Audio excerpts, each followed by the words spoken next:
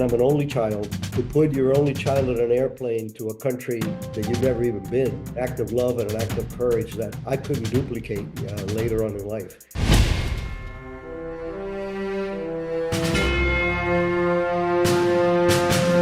Welcome to Mindset Lesson from the Field. I'm Jenny Kazaza, and I'm going to shake up the beginning the first time in 70 episodes. I am going to say in the very, very beginning of the show, please like, share, comment, subscribe, give us a rating. I want to hear more from you guys. I want to hear what you guys like, what you dislike, what you want to see more of.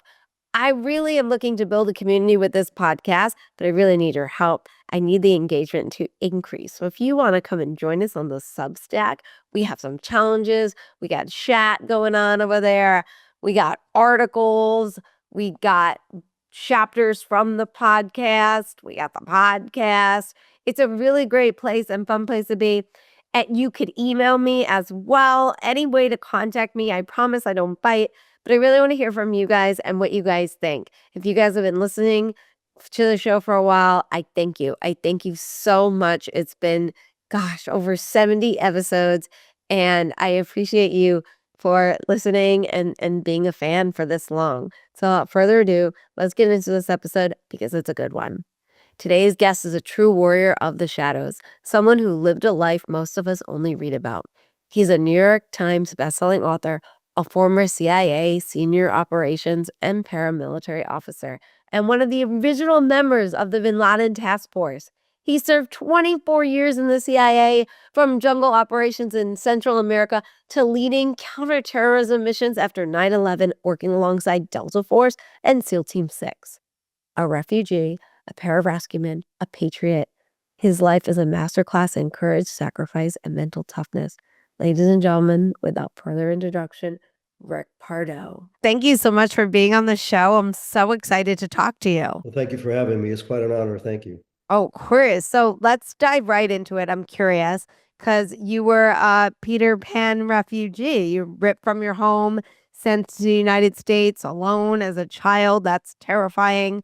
How did that experience shape your mental toughness at such a young age? Well, first of all, I like to put it in perspective. The real Yeah. sacrifice was that of my parents. Okay. You understand, I'm an only child, hmm and to put your only child in an airplane to a country that you've never even been, act of love and an act of courage that I couldn't duplicate later on in life. But to answer your question, in reality, I think that was the beginning of the forging of my mettle.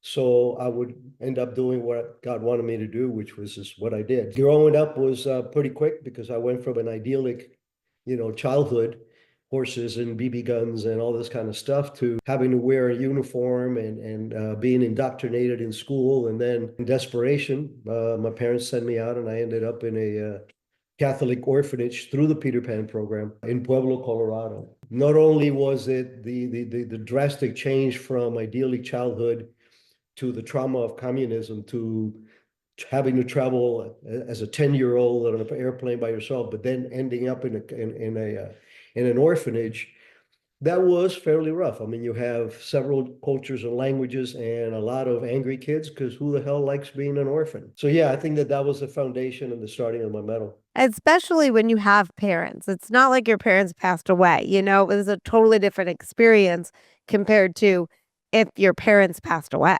That is correct. And I think that was part of the lifeline too. I had hope, which is something that some of the other kids didn't have. My dad promised me the day that I was at the airport, because my mom was crying, and I told him, I'm not leaving if she's crying. And my dad took a knee, put his hand on my shoulder and said, I will see you again. My dad was my biggest role model. So that was my security blanket through all those times by myself, was the fact that I knew that I was going to see them again. And when was it that you saw them again? At what age? I was one of the fortunate ones. My parents got me. We were reunited about 9 months later. I mean, it sounds like 9 months is nothing, but 9 months That's a long, yeah, for a child. I mean, and how were those 9 months that you experienced by yourself and adjusting to a whole new culture? I just set foot in the United States, and I come from a tropical Havana, and now I'm in Colorado. Got quite a mix of kids there. The first thing that happened to me, I was in the shower, and three white kids come up and ask me a question, did I like Mexicans? I knew 2 or 3 words in English, and I said yes. That was a mistake. I mean, 10-year-old, 12-year-olds don't get into real fights, but nonetheless, there was 3 of them, and so I got my first clipping when I was, at 10. I turned 11 at the orphanage. But it's funny because with that, I learned how to make friends. I learned how to deal with individuals that were my enemies. And, so all of a sudden, I had my own little support mechanism of guys that, we were sticking together, but it was still a rough start. I mean, it's like everything else. I don't have any PTSD or anything else from it, but it was a tough time. I got to go back to the orphanage about 10 years ago when I was Mhm. working in Colorado. And that was almost a spiritual experience because, the reconciling from a child to an adult, it was quite a trip. Now, fast forwarding to, going into the military and stuff, was that a plan for you, like from childhood, or how did you end up on the military route? And then, You we'll know, go in yeah, further. Yeah. yeah. Well, I was always an adventurous kid. My dad taught me, I had a horse before I had a bicycle. My dad was originally a cowboy before he became a businessman. Coming to the States, growing up, and I got around with a rougher crowd in school. There was a lot of tensions down there, racial Now, did tensions. you stay in Colorado, just to be No, no, clear? yeah, Okay. no, my parents came to Miami. Okay. And then they were eventually able to they sent me down probably about a month Okay. after arrival. So you grew up in Florida. I bet, yeah, South Okay. Florida, in a very bad area because Right. that's all my parents could afford. My mom was working in a sweatshop, and my dad loading trucks and mowing lawns just to put a little bit of food on the table. That I did get a little bit with the wrong crowd. I was always getting in fights. I had good grades, but Hmm. I bad conduct. I outgrew that, of course. I think that when I graduated from high school, started my first year of college, I was in Miami-Dade Junior College. All of a sudden, I developed this guilt about, man, this country has done so much for me and for my family. How do I pay it back? And Hmm. because I was always reading about, the OSS and, the World War II and what they did and the James Bond novels and all that other stuff, I had that itch, but I had never met anybody that was in the military. I had nobody, and nobody in my family had ever Oh. served in any military. I was in an oceanography class because I was studying to be a marine science technician, professional diver. This guy had been a pararescue, an Air Force pararescue. And we got to talking, and he's the one that recruited me. And that was my start. I went into the pipeline for pararescue, which is part of the special operations community, the Hmm. SEALs, Green Berets, blah, blah, and all that.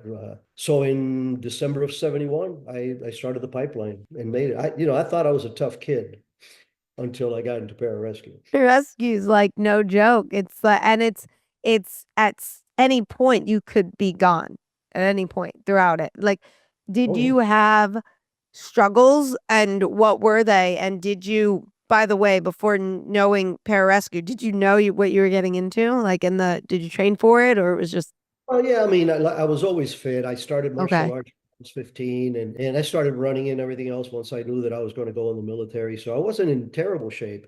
It's just like you mentioned, the attrition is 80 to 85% of the people Yeah. that don't make it.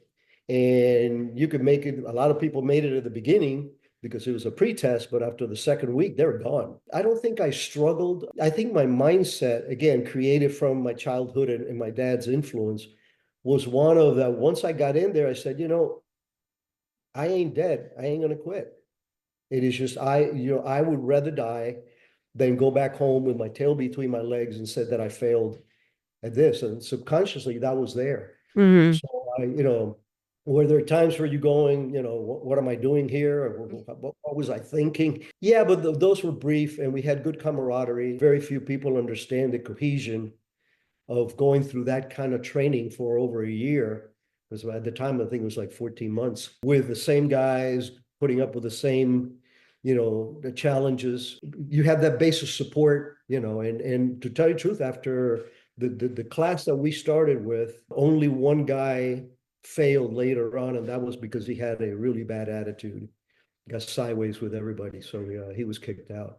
But by the time we had a really cohesive bunch of guys that supported each other. It was good. So going from pararescue, then CIA, I mean, you're always choosing the hard path. You're always like, and it's interesting too because it's like, I want to give back to my country. It's what you said earlier, right? But then it's like you pretty much gave your whole life to the country, right? You didn't get out of it. You like just moved to a new branch, And what made you kept stepping into like the fire instead of away from it? Well, I think the lure of doing something with a purpose, Hmm.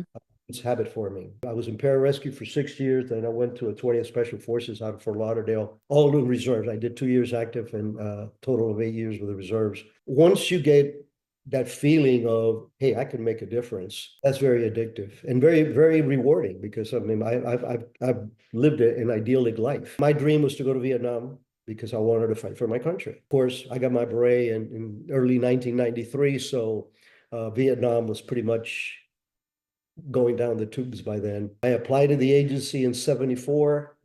They came back with a real nice note saying, we're firing, not hiring, because this was the post-Vietnam attrition for both the military and intelligence. And then I applied again in 1980. What I had done was, once I went into the reserves in 74, I joined the fire department. I was a paramedic, pararescue R, EMT2s from the start. I rode rescue in Miami in the 70s, which was a very interesting time, for 6 years.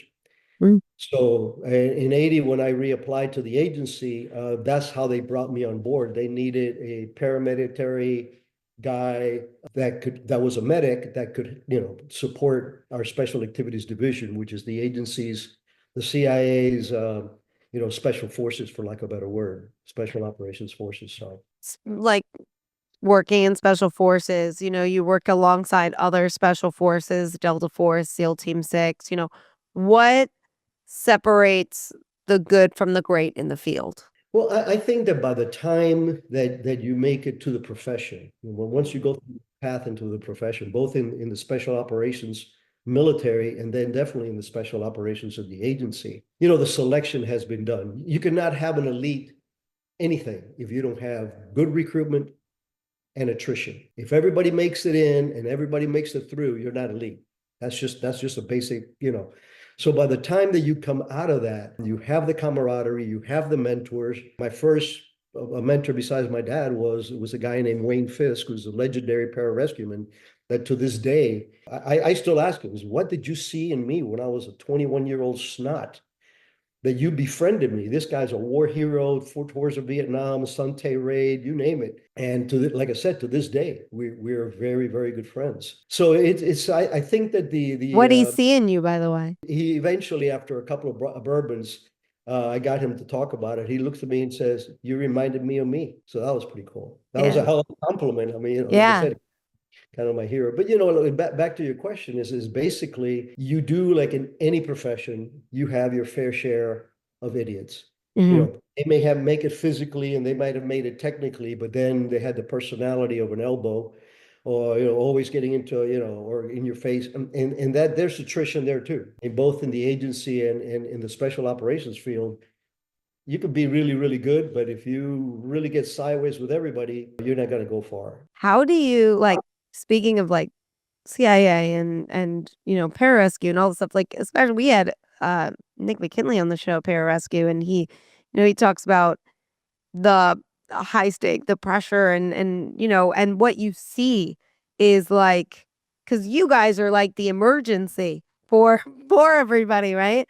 And what you see, you have to really be able to stay calm. And how do you silence the fear and make decisions under pressure? Well, I think that's part of the training. And like I said, these kind of professions, the way to really succeed, and by succeed, I don't mean becoming a 3-star general. I mean just succeeding in your mission. I go back to purpose. If you believe you're doing the right thing for the right reasons, your backbone gets a lot stiffer. You get that extra jolt. But there is, honestly, I believe we're all wired a certain way when we're born. I think God has a path or an idea for you and pushes you through in that direction. If you're willing to pay the price of admission, you'll be happy. And I've lived a very idyllic life. I mean, to me, everything that I've done, I pinch myself every morning. I really, really do. But the mindset for staying calm comes from a confidence that is built through the attrition and purpose. And you get nervous before and afterwards you go, oh man, what was I thinking? But during, if you're trained, you're focused, you're switched on. That's all that matters. When I've been in harm's way, as much as I love my family, I never thought of my wife or my kids because that would have been a lethal distraction. This is what I'm doing now. This is all I'm doing. It's That's for hard. Sometimes you just, I mean, we can't control what our thoughts are. People are like, we control our thoughts. No, I don't control these thoughts. Sometimes the things that come in my mind, I'm like, what am I thinking? That's not in my control. I mean, I couldn't help but sometimes it might just step in my line of fire, and that all of a sudden then puts your body into a reaction, because it just happens sometimes. How do you like, I guess it's a way, like, all that training that you guys do to get ready and you have to trust that. Was there a training failure that really taught you this lesson? Well, yes and no. I mean, I had an incident in mountain climbing school when I got hurt and I got set back. Caught up with my class later on, but we were set back. And that was very painful, not only physically, because it was a good injury. I think that just the fear of failing, it accelerated my recovery and everything else. But there's a certain cockiness that special operators develop. And a lot Hmm. of people take it wrong. They think that, yeah, he's just an arrogant or he just thinks he's hot stuff. But no, it's part of the mentality that you have to have that I can get anything done. Hmm. And I think that one of the reasons, and I do a lot of mentoring for young individuals that are wanting to get into the agency or the military, and I always tell them that. I say, the conviction of going in and making those kind of sacrifices, that is your mission, and that builds it builds that calmness. After a while, you gain that confidence, you gain the camaraderie, you try to emulate your mentors, which is an important thing in any business. As you know, leaders lead. There's a big difference between leaders and managers. So yeah, for us, there wasn't a pivotal moment when I said, oh no. I think that the minute I decided that I was going to make pararescue or die, and that was literally in my mind. I will Hmm. drown, pass out, I will fall out of a mountain. I don't care, but I am doing it. I think once you find it, you get that beret, you get that trident if you're a SEAL, whatever it is, there's now you have this confidence. Say, look, if I was able to do this, Hmm. and I've used that in perspective all my life. Every time I've been in a really bad spot, and I get depressed or something like that, I go, dude, really? Come on, you got this. And so that's the confidence level that you could rebuild. So speaking of like getting down and getting depressed, I'm curious in terms of like you've seen war, you've seen, terrorism, betrayal, like you've seen the worst of humanity, right? And you how do you still believe in something worth protecting and like not let bitterness win? Well, like I said, I do believe in what I did throughout my career. I've never had a civilian job since high school. When I went into the military, after that, it always was, you know, pararescue, paramedics, blah blah blah, CIA, and everything else. You steel yourself to things. I honestly think that when you get to that point in your career and you know you're making a difference, you can't let it go because we are one percenters. You figure that barely 2% of the population in the United States serves at any given time. And that's military writ large. That's everything from motor pool to cops, whatever. And then on top of that, you become 1% of that 2%. That is a focus, and that is a mission-driven personality that you groom and you polish too. Yes, I've seen a lot of ugly things. I've seen a lot of beautiful things because there's nothing like saving a life, and I'm very honored that I've done that several times. I read something a few months ago that really resonated. The guy was saying that, and I'm paraphrasing, it is harder to forget the people you could not save than the people that you had to kill. And that was so profound to me because, you shouldn't hate your enemy, but if they're trying to kill you, guess what? You got to kill them. You don't have to Right. hate them, you just got to kill them. But the burden of not being able to save somebody or losing somebody that you were trying to save, I get asked a lot from people, well, your temperament and what you've been through, do you suffer from PTSD? I said, no, I really don't. That doesn't mean I don't have memories. Mhm. And ironically, being shot at, being in harm's way for, all these years, the things that come back once in a while to me are mostly kids that I couldn't save when I was a paramedic. We, Mhm. we, we tried everything. We thought we succeeded. And there's a couple of vignettes in the book about that time. And I think that again, that was another pivotal point in my life where I understood the feeling of being able to save somebody, but then the feeling that no matter how hard you tried, you couldn't. In one specific case, it was very devastating because my daughter had just been born. And it's this little kid that fell in the pool and drowned. And I was giving him mouth to mouth on the ambulance. And he literally vomited in my mouth 3 times while I was giving him mouth to mouth. Never fazed me. His mom was in the front seat and she was looking at me like, who is this? And what's going on here? Because I would just go, poof, spit it out, go back to mouth until I got to the hospital.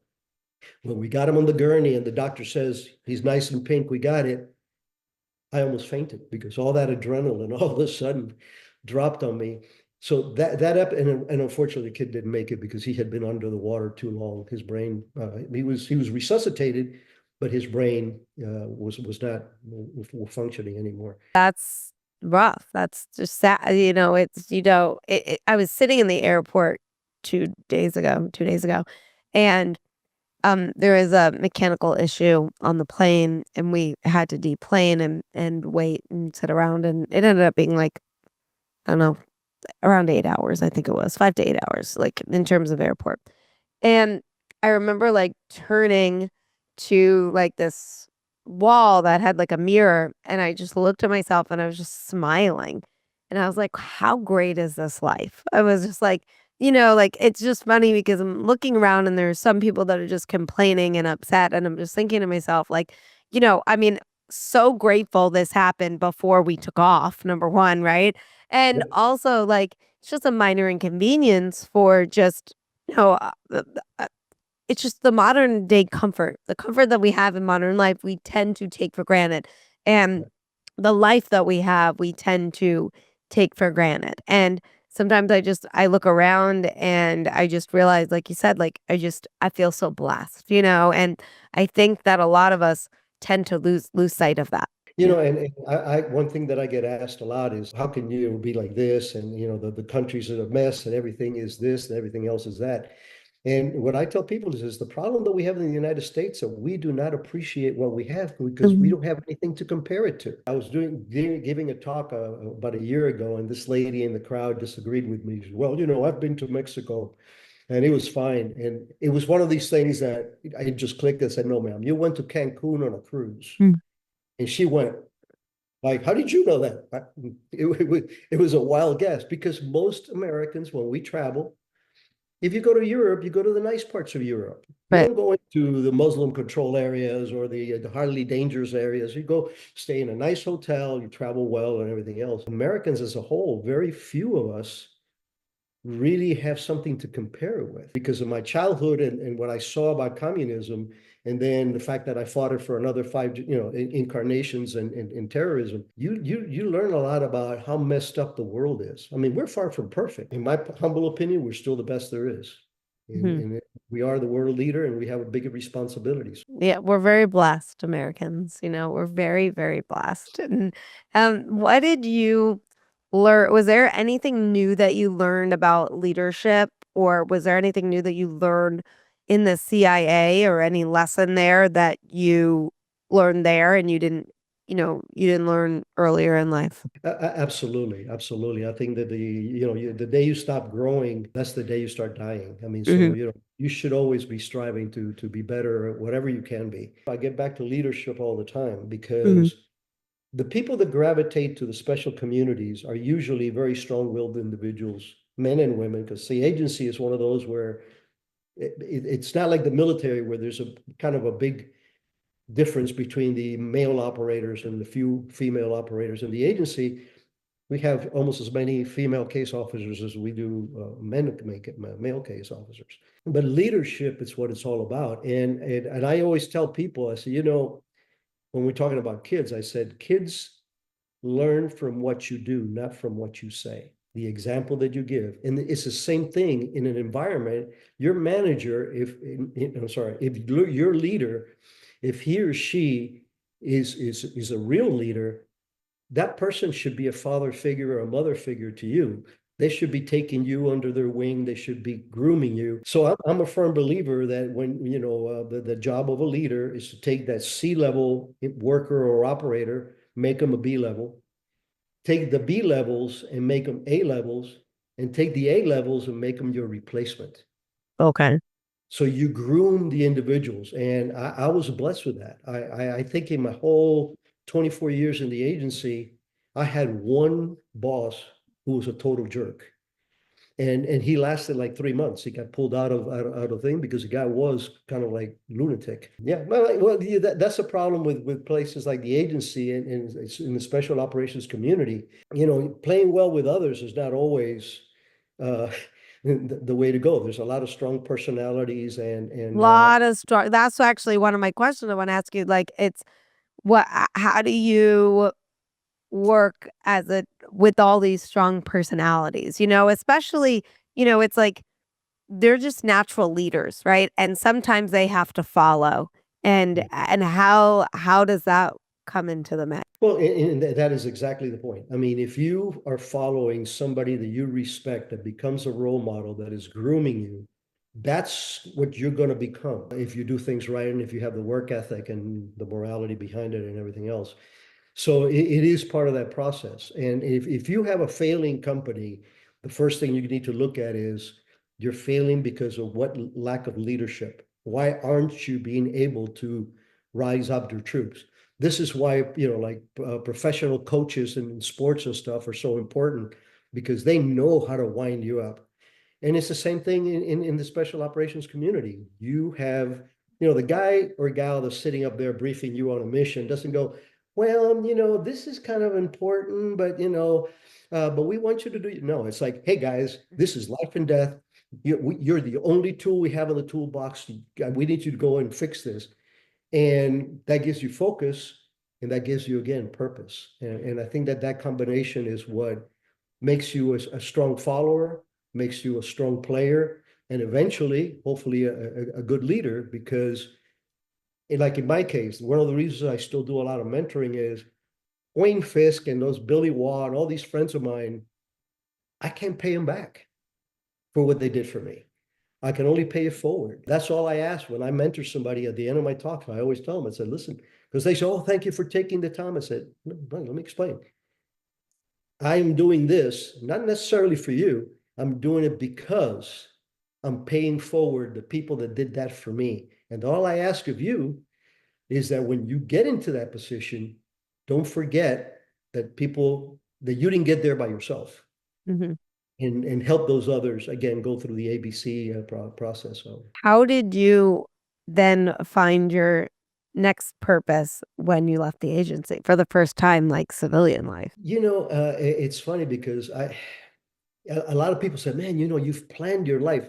No, I honestly, it's like, at least in my case, because I've been accused of being hard-headed, God's messages came via a 2x4, upside the head, like boom, all of a sudden. So you read the book. So at the end of my career at the agency, I was very frustrated because we had capabilities that were life-saving capabilities, that were country-saving capabilities, and we were not being allowed to implement them fully because of political reasons, which is the death of any intelligence or military organization, is to try to run operations through the politics.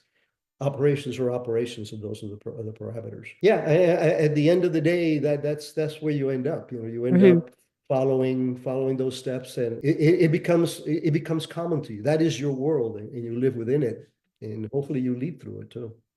This podcast episode is brought to you by Thrivers Coffee. podcast guest, Nick McKinley's company, Deliver Fund, brings you guys Thrivers Coffee. It is ethically sourced, it's organic, and it supports traffic survivors. That is right. Thrivers Coffee is all about empowering us to making a difference in the fight to end human trafficking. That's why 100% of the proceeds go directly towards their goal of bringing freedom to victims of human trafficking. So if you guys love coffee that is organic, ethically sourced, and tastes absolutely delicious, and want to help to end the fight of human trafficking, check out Nick McKinley's company, Thrivers Coffee. One of my final questions I ask everybody on the show is, what can we do on a daily basis to strengthen our mindset to be able to handle the challenges and things that come our way? And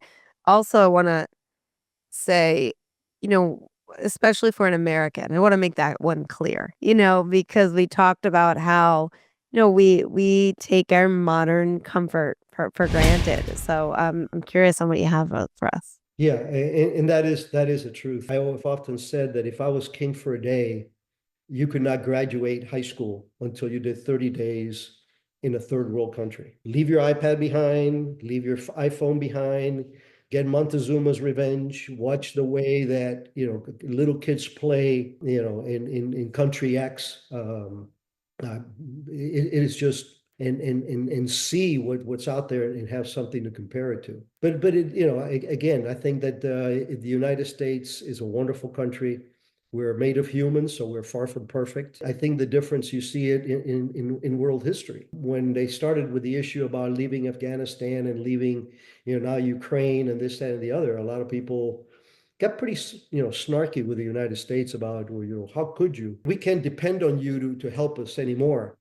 And my comeback to them was always like, look at your history. After World War II, the only territory that the United States gained was the cemeteries where our men and women are buried overseas. Since we didn't go into that war because we were being threatened directly, we went into that war because it was the right thing to do, and we lost millions of people in that conflict. But everything goes, to me, everything goes back to finding a purpose in life that you're making a difference. I have a neighbor here at our cabin that her passion is taking care of pets. She was the president of the Humane Society for the county and everything else.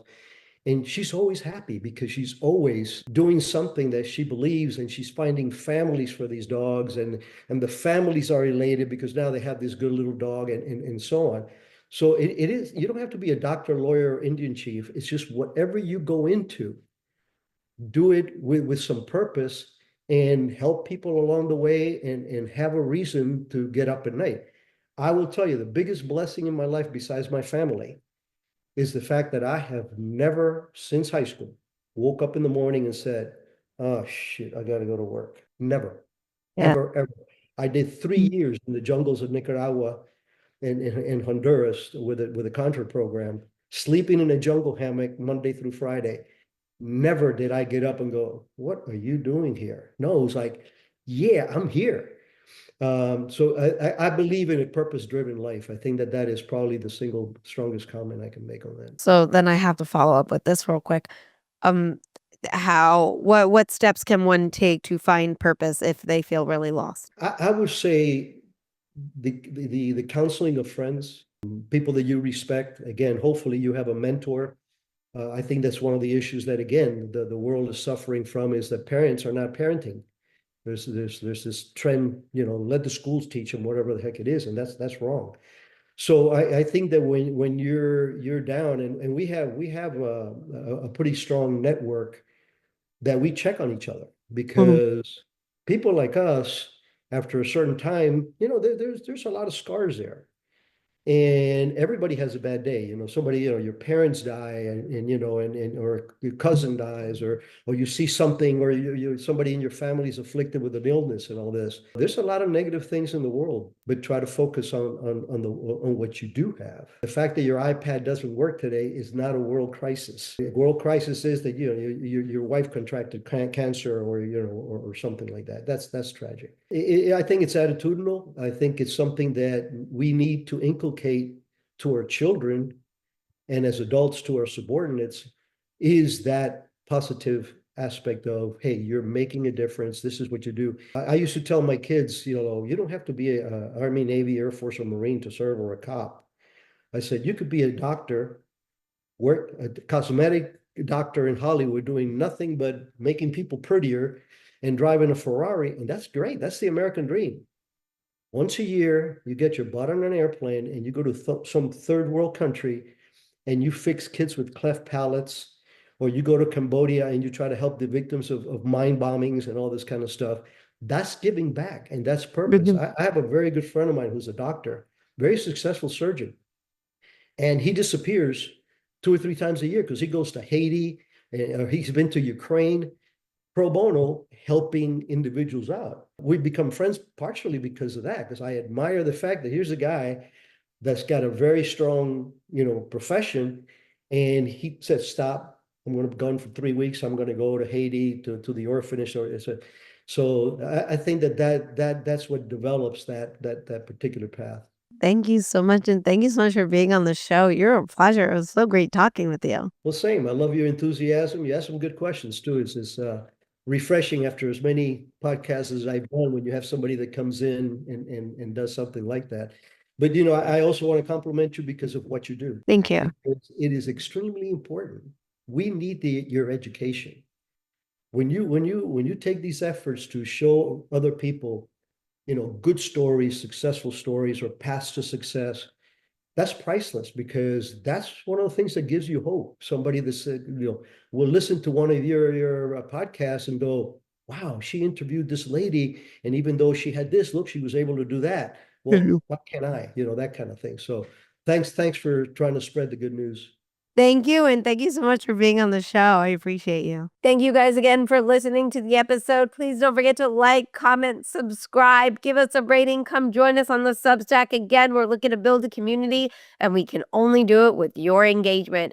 And if you want, send me over an email, mindsetlessonsfromthefield@gmail.com. Again, I want to hear from you guys. Thank you so much, and I will see you all next Wednesday.